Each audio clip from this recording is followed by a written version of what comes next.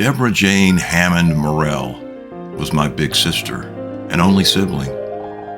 We grew up in a modest home in Greensboro, North Carolina in the 1960s. We were about 5.5 years apart, so she was always 5 grades ahead of me in school.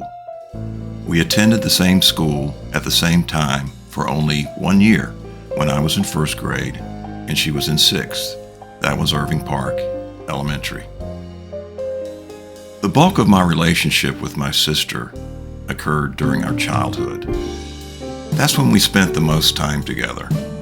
Of course, as adults, we kept in touch and saw each other on special occasions and holidays, but we never lived in the same town together. Neither of us returned to Greensboro after we went off to college. I think Deb would have preferred a little sister. When I was too young to even form memories, she got great joy from dressing me up like a girl. She took dance lessons from a very early age, so there was no shortage of tutus and other costumes for her to dress me in. As an adult, she continued to get great joy out of reminding me of my cross-dressing days. Deb's pet nickname for me was Skippy. She was the only one who ever called me that, except for our grandfather, who was the first to call me Skippy when I was a little boy. That's where she heard it, and she never, ever forgot it. Skippy. Deb absolutely loved animals. We had all kinds growing up. We always had a dog, and on several occasions were blessed with puppies. Same goes for cats. So dogs, cats, puppies, and kittens were always a big part of our life growing up.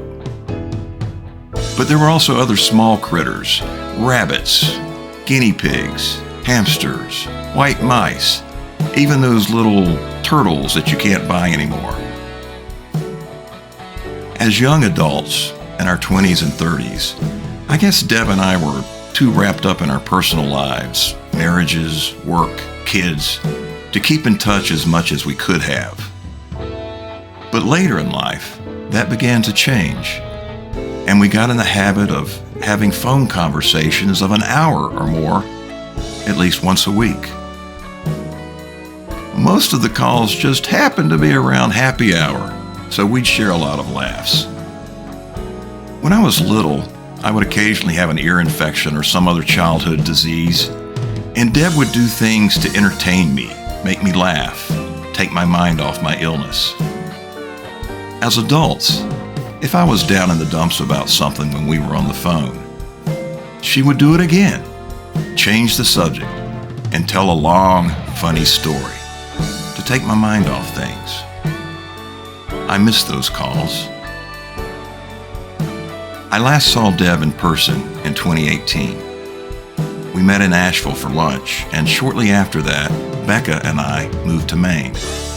I never was able to convince Deb to make the trip to Maine, but I believe that given more time, she would have eventually come around. So I regret that never happened, but I cherish our happy hour phone calls. I wish I could pick up the phone and call her right now. She always ended the call in the same way. Love you, see you, bye.